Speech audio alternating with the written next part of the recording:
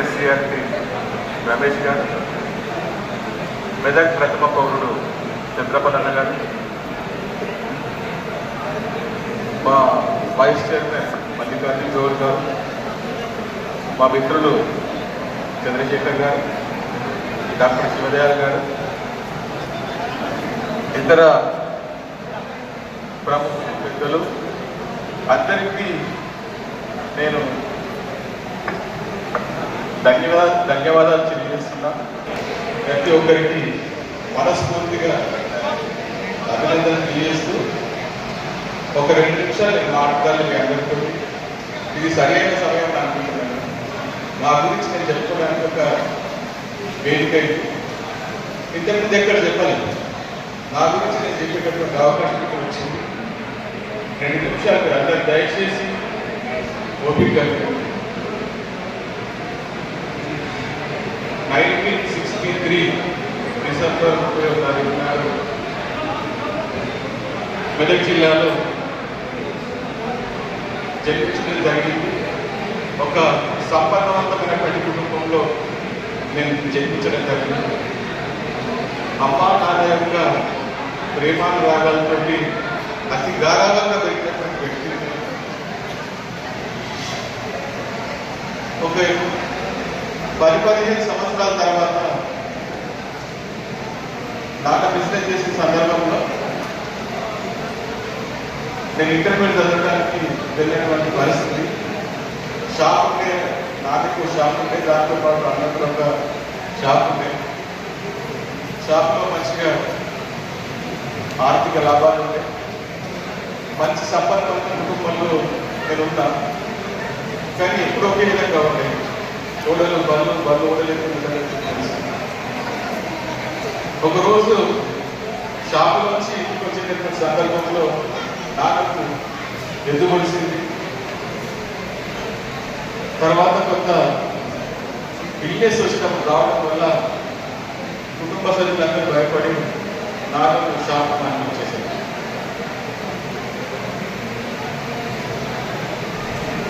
ఒంటెలాగా బాగా 8 మందిని నడపాలి. ఒకే ఉద్యోగం. 8 మందిని లాగడం అనేది చాలా కష్టమైనటువంటి విషయం. ఇంటర్మీడియట్ తర్వాత డిగ్రీ చేయాలి నేను. ఆ సందర్భంలో అన్న ఒక షాప్ తీసేసి ఏపీఎస్ఆర్టీసీలో కండక్టర్గా జాయిన్ అయ్యి, నిజంగా నాన్న 85వ సంవత్సరం చనిపోతే తర్వాత నాకు నాన్నగా మారి నన్ను ఉన్నతమైన చదువు చదివించాను. ఈ స్టేజ్లో ఆయన కారణం ఆయన త్యాగమే. నేను ఎప్పుడు ఆయన ఉండాల్సిందే. నాకు అన్న రాములాంటి రాముడే. నాకు ఒక తమ్ముడు ఉన్నాడు, ఒక లక్ష్మణుడు. ఇదే కుటుంబం అద్భుతంగా ఉండేటటువంటి సందర్భంలో అన్నకు కూడా అనుకోకుండా ఒకసారి ప్రాబ్లం అయి ఉద్యోగం నుంచి సస్పెండ్ కావడం జరిగింది. 5-6 సంవత్సరాలు చాలా కష్టపడ్డాను. తీవ్రమైనటువంటి కష్టం.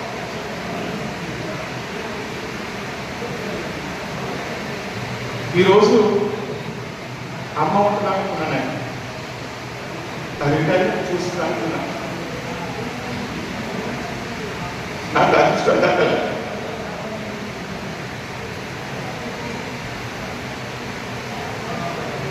డిసెంబర్లో తన కళ్ళం వస్తుంది.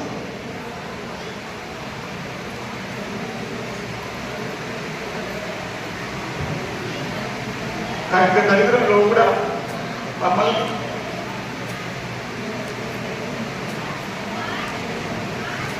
రోజు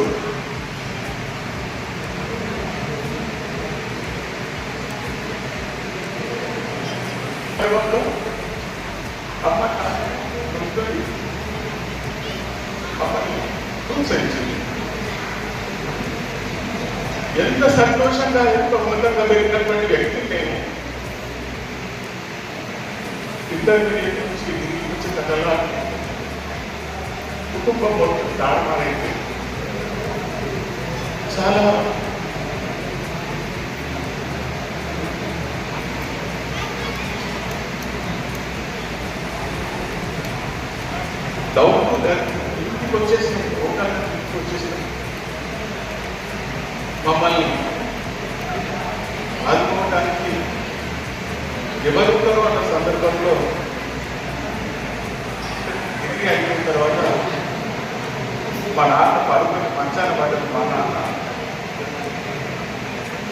తన కంటే మాట్లాడేటటువంటి వ్యక్తి లోకనం శుభ్ర లోకనం మాట్లాడతాను ఆయన అడిగి మీరు డిగ్రీ చేసి ఖాళీగా ఉన్నారు, మీకు ఏదైనా ఉద్యోగం ఇస్తే బాగుంటుంది అంటారు. ఇమ్మీడియట్గా ఆయన మా నాన్న బాగా గౌరవించేటట్టు పని మేము వెనుకబడ్డమే కానీ మోరల్ వాల్యూస్ చాలా ఎక్కువ అవుతున్నాం. మీకు ఎందుకు కనుక నేను మరి ఏదైనా ఉద్యోగం ఇస్తాను చెప్పేసి నాకు 2 ఆప్షన్స్ ఇచ్చింది. ఇప్పుడు ఫైనాన్స్లో అసిస్టెంట్గా చేస్తావా లేక క్లాసులు చెప్పడం మీకు ఇష్టమైన సబ్జెక్ట్ ఇష్టమైన. వెంటనే ఆయన చీకూరు రామసారం ఉండగా టీచర్ ఆయనకు అప్పచెప్తే ఆయన సాయిబాబా సార్ దగ్గర తీసుకెళ్ళి ఈయన బిఎస్సి బీఎస్సి చేసి మీకేమైనా పనికి వస్తే ఉద్యోగం ఇవ్వని చెప్పినప్పుడు సాయిబాబా సార్ ఎక్కడుంటే ఆయనకి ఆయన కూడా నేను శిరస్సు నుంచి నమస్కరించాల్సిందే. ఎందుకంటే ఇమీడియట్గా బయాలజికల్ సైన్స్ చెప్పడానికి నాకు అనుమతించింది. చదవడం ఎట్లా, జ్ఞాపకం పెట్టుకోవడం ఎట్లా, కమ్యూనికేట్ చేయడం ఎట్లా అనేటటువంటి విషయం పిల్లల ద్వారా నేర్చుకున్నాను. ఒక్క సంవత్సరం లోపలనే పిల్లలు చాలా అభిమానించడం మొదలు పెట్టుకుంటారు. ఆ పిల్లలకు నేను ఎప్పుడు ఉన్నబడి ఉంటాను. నాకు స్థాయి పెట్టినటువంటి పిల్లలే వాళ్ళలో పిల్లలు నా టీచింగ్ నచ్చకపోతే నేను ఎప్పుడు ఉంటుందో నాకు తెలియదు. నన్ను అభిమానించి ప్రేమించి నా క్లాసులు నేను బయట ఉన్నా కూడా ఆ సార్ వస్తే నేను పాటిస్తామని చెప్పేసినటువంటి నా శిష్యులకు నిజంగా హ్యాట్సాప్. ఇది ఈ నోట ఆ నోట బాకి జ్ఞానేశ్వర సార్ గారికి చెల్లింది ఈ మాట. ఇమీడియట్గా ఆయన ఉద్యోగం అనుకుంటాడు కాబట్టి నన్ను పిలిచింది.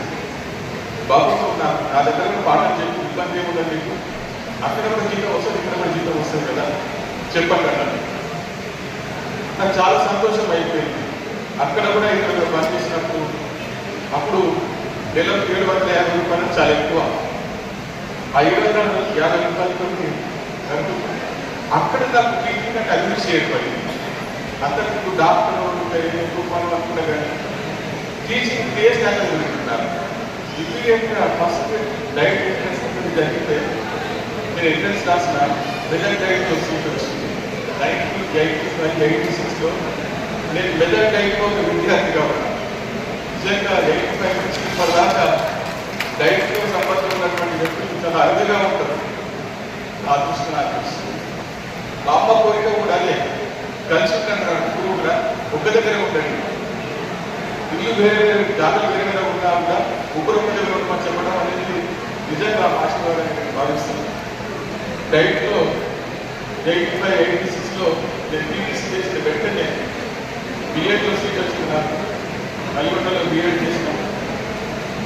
అక్కడ కూడా ఇక్కడ డైట్లో ఉన్నటువంటి అక్కడ బిఎడ్లో బాగా ఉపయోగపడేది. అక్కడ కూడా ప్రైవేట్ కాలేజ్ కాబట్టి దాన్ని క్లాసులు చెప్పమనేవాడు. నిజంగా డైట్లో ఉండేటటువంటి ఉపాధ్యాయులు అధ్యాపకులు నాకు ఒక వినూత్నమైనటువంటి వ్యక్తిగా క్రియేటివిటీ బాగుంటుంది. ఆ క్రియేటివిటీ నా డైట్ బిఎడ్ అయిపోయిన ఎంఎడ్ చేసిన నేను ఉస్మానియా యూనివర్సిటీ క్యాంపస్లో అప్పుడు నా ఫ్రెండ్ ఒక ఆయన విజయ్ కుమార్, ఇప్పుడు ఎన్ఐఆర్ ప్రొఫెసర్ నౌకరీ అస్సాంలో ఉన్నాడు. ఆయన కొద్దిదాకా క్లాస్ నేను రెగ్యులర్గా ఉండేటువంటి దీంట్లో కొంతమంది ఆప్షన్ డైట్లో ఆప్షన్ డైట్లో లేకపోతే పొద్దున సార్ క్వశ్చన్ చేసి ఆన్సర్ చెప్పేటోళ్ళు రెగ్యులర్గా ఉన్నది చెప్పాలి. ఇదేంటి నాకు అడిగిన ఒకసారి, అంటే మిగతా వాళ్ళు ఇర్రెగ్యులర్గా ఉండేటోళ్ళకు క్లాసులు బాగా చెప్తున్నారు, పాటలు బాగా చెప్తున్నారు, ఆన్సర్ చెప్తున్నారు, నేను ఎందుకు చెప్పలేకపోతున్నాను చిన్న సూచన చెప్పినాను. రమేష్ అందరూ దొంగ చదువుతారు, చదవలే ఉంటాడు. నాకు అర్థం కాలేదు, దొంగ చదువుతారు నాకు అర్థం కాలేదు. ఆయన ఒక మంత్రాన్ని చెప్పింది, రాత్రి 10 గంటలు పడుకున్నాను, 10 గంటలు పడుకున్నాను. ఆయన ఏం చెప్పిన పడుకుంటాను నటించి 11 గంటల 11 గంటలకు ఇవ్వమన్నాడు. మిగతా అందరూ కూడా నా హాస్టల్లో ఉండే వాళ్ళందరూ కూడా 9 గంటలకే పడుకునేటోళ్ళు. నేను మాత్రం 10 గంటలు పడుకుని సంతోషపడుతుంది. వాళ్ళకి ఒక గంట ఎక్కువ నాకు చెప్పేసి ఆయన చెప్పింది 11 o'clock తర్వాత 12 o'clock తర్వాత దొంగ దగ్గర నటించి ఇవ్వమన్నాడు. ఈ పడుకున్న 9 గంటలు పడుకున్న అందరూ కూడా 12 o'clock లేచి ఫ్రెష్ అయిపోయి స్నానాలు చేసేసి 12 o'clock నుంచి మొదలు పెడితే 4 o'clock దాకా మధ్యలో 4 o'clock దాకా వెళ్ళిపోవాలి. ఇది ఒక చదువు కానీ నేనేం చేస్తే అట్లా పడుకొని మళ్ళీ 5 o'clock చేస్తే మళ్ళీ 5 o'clock పడుకునేటోళ్ళు. అట్లా అర్థమైంది నాకు ఇంత చదవాలి కావాల్సింది. అప్పటి నుంచి వారికి ఇచ్చినటువంటి మార్గదర్శకంతో నిజంగా నేను కూడా ఈ ఎంఎడ్ చేయడం కానీ ఎంఎస్సీ చేయడం కానీ ఎంపీ చేయడం కానీ నేను స్టేట్ పాస్ కావడం కానీ కొంత చదువుకుంటే పాస్ అయ్యాను. పొద్దంతా తిరిగినా కూడా రాత్రి బాగా చదువుకుని పాస్ కావడం జరిగింది. ఈ క్రమంలో టీఎస్లో ఉద్యోగం వచ్చింది. ఫస్ట్ వెటర్నరీ కాలేజ్లో జాబ్ వచ్చింది. అక్కడ ఎంఎస్సీ నడుస్తూ ఉండదు. ఈ సందర్భంలో ఎంఎస్సీ చేయాలా లేకపోతే జాబ్ చేయాలా? జాబ్ అనేది ఎసెన్షియల్. నా కుటుంబానికి సపోర్ట్ చేయాలి. ఇంతకుముందు వాళ్ళకి ఇచ్చిన సపోర్ట్ నాకు సరిపోలేదు. జాబ్ వస్తే ఇంకా కొంచెం ఎక్కువ డబ్బులు వస్తాయి. నాకు మొట్టమొదటి జీతం 1,010 రూపాయలు. 1,010 రూపాయలు చాలా ఎక్కువ. తక్కువ ఇవ్వడం చాలా ఎక్కువ. ఆ తర్వాత ఇమీడియట్గా స్కూల్ అసిస్టెంట్ కోర్సు రాస్తే స్కూల్ అసిస్టెంట్ కోర్సు వచ్చింది మాడిలో కళ్యాణ మండలంలో. ఆ కళ్యాణ మండలం మార్నింగ్ నుంచి పిల్లలు వచ్చిండ్రు. నేను 89లో పాఠాలు చెప్పాను పిల్లలకి. అప్పటి నుంచి కూడా ఆ పిల్లలు ఇన్స్టిట్యూట్ కూడా ఏ అకేషన్ వచ్చినా ఫోన్ చేస్తూ ఉంటారు. ప్రేమకు బాధలు మారి కలిగే కార్యక్రమం వాళ్ళకి నిజంగా ఎత్తుంచి తెలివైంది. చాలా మంచి వ్యక్తిత్వం ఉంటుంది. చాలా మంచి వాళ్ళందరూ కూడా వచ్చిండ్రు. వాళ్ళంతా నేను ఫోన్ చేయగానే అంత గురించి పరిగెత్తుకుంటూ వచ్చిండ్రు. మారిలు సాయి కానీ కర్మలు కానీ నిజంగా వాళ్ళకి ఇచ్చినటువంటి సపోర్ట్ అనిపించండి. నేను ఇక్కడ అక్కడ స్కూల్లో పాఠం చెప్పుకుంటూ క్యాంపస్లో ఎంఎస్సీ చేసుకుంటా ఉంటే ఏ ఒక్క రోజు కూడా నేను ఇంట్లో వదుకోలేదు. ఓ రోజు బావి దగ్గర స్నానం చేస్తూ ఉంటుంటే నా బట్టలు ఎత్తుకుంటూ ఉంటుంటే వేరే సాగు వేరే ఆ ఊళ్ళో పెట్టినటువంటి పేరెంట్స్ వచ్చేది. ఒక పిల్లవాడేమో నీళ్ళు చేయిపోతా ఉన్నట్ట దాని చేయిపోతా ఉంటుంటే వాళ్ళ నాన్న వచ్చి వాళ్ళు బాగా కొట్టేసి కొట్టేసుకోవాలి.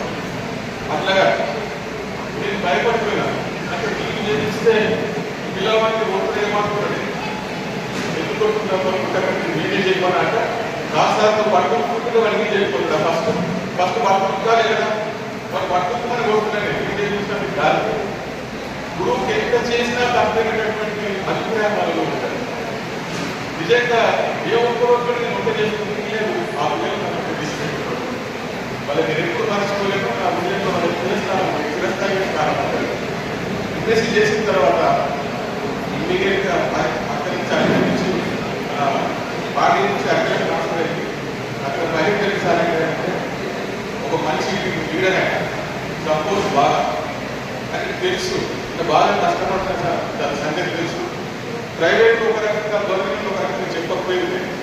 ప్రైవేట్లో ఎంత బాగా చెప్తుందో గవర్నమెంట్ స్కూల్లో కూడా అంత బాగా చెప్తుంది. అందుకే నేను బాగా గౌరవించేటటువంటి బాగా ప్రోత్సహిస్తాను. రమేష్ ఇక్కడ కావద్దు ఇమీడియట్గా లెక్చరర్ కోర్స్ రాయి అని చెప్పేసి ప్రోత్సహించేసిన లెక్చరర్ కోర్స్ అప్లై చేసినట్టు తెలిసింది. ఫస్ట్ అటెంప్ట్ స్టేట్లో 3వ ర్యాంక్ వచ్చింది. స్టేట్లో 3వ ర్యాంక్ ఇమీడియట్గా నిజామాబాద్ లైన్లో పోస్ట్ తీసుకున్న తర్వాత ఒక అసంతృప్తి మెదక్లో చదువుకొని మెదక్ పిల్లల దగ్గర మెదక్ పిల్లలకు సేవ చేయకుండా నిజామాబాద్ సేవ చేయాలని కొంచెం అసంతృప్తి ఉండే. ఆ సందర్భంలో ఇంటర్నెట్ సార్ లీడర్ రక్షాపూర్లో మా మామగారు ఆయన బాగా ట్రైన్ మీకు నేను తెలియజేస్తాను ఆయన దగ్గర తీసుకెళ్ళాను. ఆయన పోగానే అడిగి ఉద్యోగం రావాలి అర్థం కాకపోతే ఉద్యోగం మెదక్ చేయకపోవాలి చాలా తీసుకుంటాను రాలేదు కాదు. నాకు నేను మెదక్లో చదువుతున్నా మెదక్ అడిగిపోతున్నా అంతే ధైర్యం. నాకు మెదక్ వాళ్ళకి సేవ చేయలేదన్న నిజామాబాద్ సేవ చేయాల్సి అట్లా ప్రిపేర్డ్గా వెళ్ళిపోతుందా అన్నాడు. ముందు లేవగానే నిజంగా ఎమ్మెల్యే సార్ వినప్పుడు సార్ చీఫ్ తీసుకుని రెడీ ఉంటుంది పోయాక స్టేట్ వెళ్ళిన తర్వాత కమిషన్ డైవర్స్ ఆయన దగ్గర తీసుకెళ్ళిపోయి మాట్లాడిన తర్వాత రమేష్ మా కొట్టండి సార్ కొట్టారు సార్ మా ఫ్రెండ్ వాళ్ళ కొడుకు అంతే అని రేపు పొద్దున స్టార్టింగ్ చూసుకోవాలి. డైరెక్టర్ ఇక్కడ ఎట్లయితే ఒక డైరెక్టర్ క్లాస్ అంతే. అంటే ఫ్రెండ్షిప్ కావాలి నాకు తెలియదు, కానీ నిజంగా 2 రోజులు నాకు వచ్చింది వెదర్ ట్రాన్స్లేట్ 93 ఫిబ్రవరిలో నేను జాయిన్ అయినా. 93 జూన్లో మెదక్కి వచ్చిన అంటే ఇప్పటి వరకు కూడా మెదక్లో ఉన్నా. చాలాసార్లు మొదలుపెట్టుకున్నాను నేను.